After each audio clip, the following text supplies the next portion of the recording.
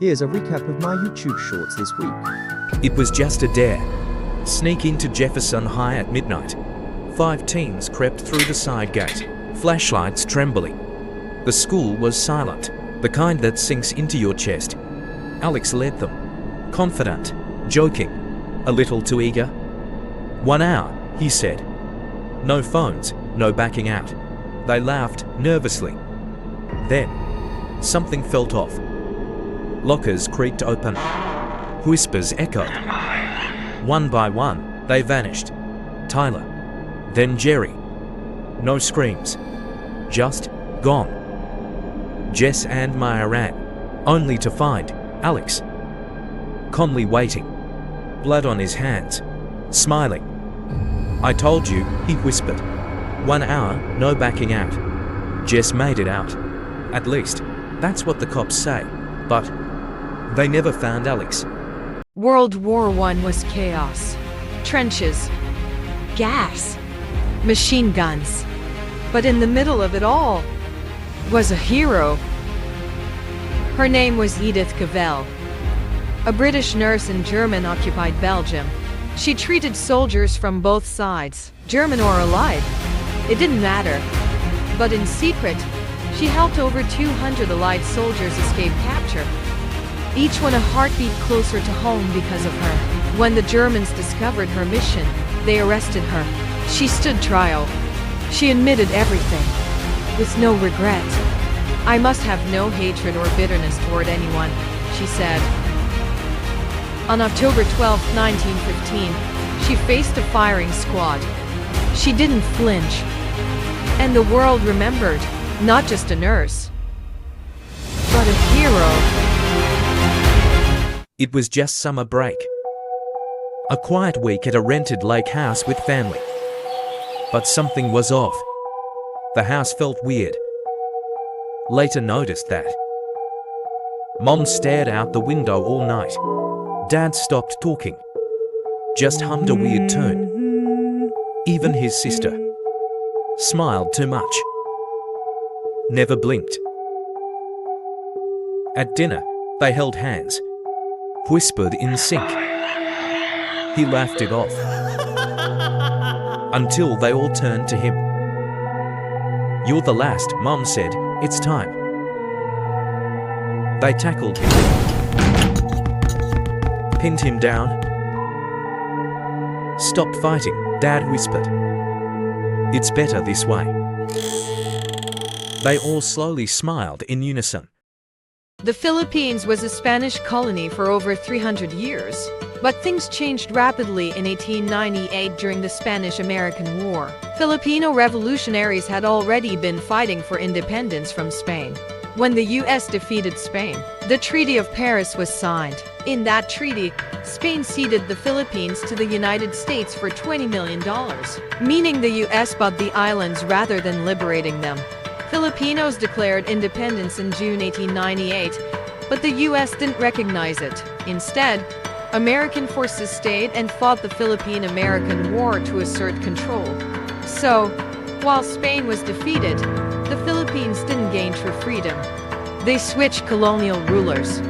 Full independence only came in 1946 after World War II. This complex history shapes how Filipinos view their colonial past and struggle for sovereignty. Lunch break. It started during lunch. A sudden quake shook the school. The wall clock fell and struck her head. Everything went black. She woke up to silence and blood everywhere. She couldn't scream and just stared. Her hands were soaked. She was lying in a puddle, blood. Stumbling outside, the halls were empty.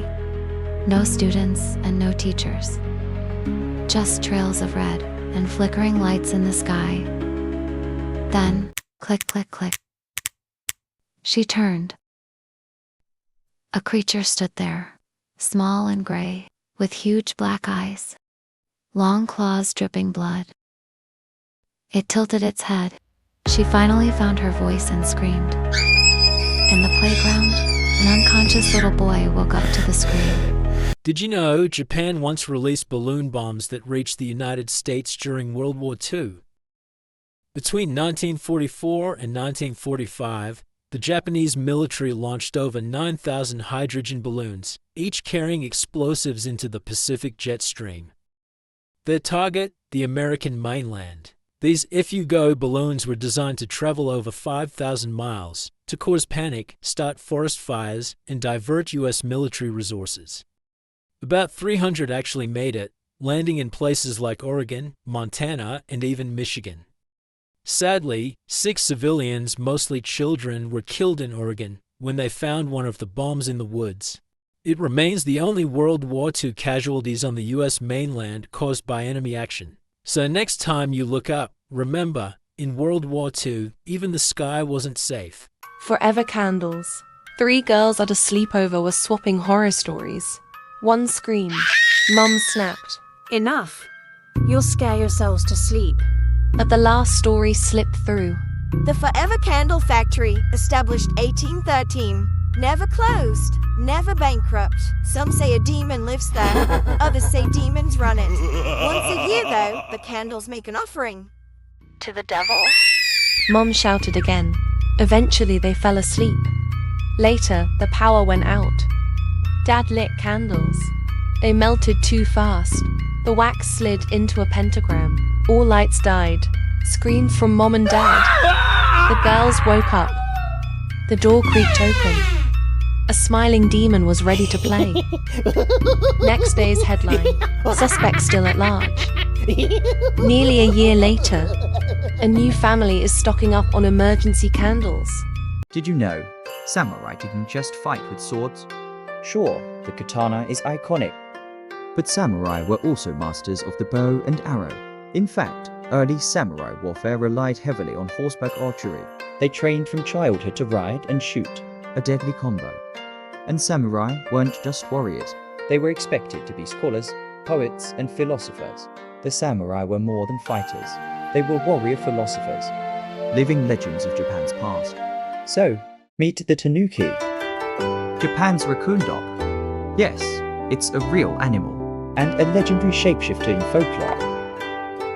In stories, Tanuki use magic leaves to transform, Play tricks and bring fortune, they're symbols of joy. prosperity, and mischief. You'll spot their statues all over Japan. Guarding shops and homes with its signature green. Cute, clever, and full of myth. That's the Tanuki. Now, Thanks for watching this week's journey. If you enjoyed these stories, don't forget to like, subscribe, and hit the bell so you never miss another short, real, or full story. Got a favorite moment from this week? or a topic you'd love us to cover next, drop it in the comments below. I read everyone. Stay curious, stay inspired, and keep discovering. Until next time.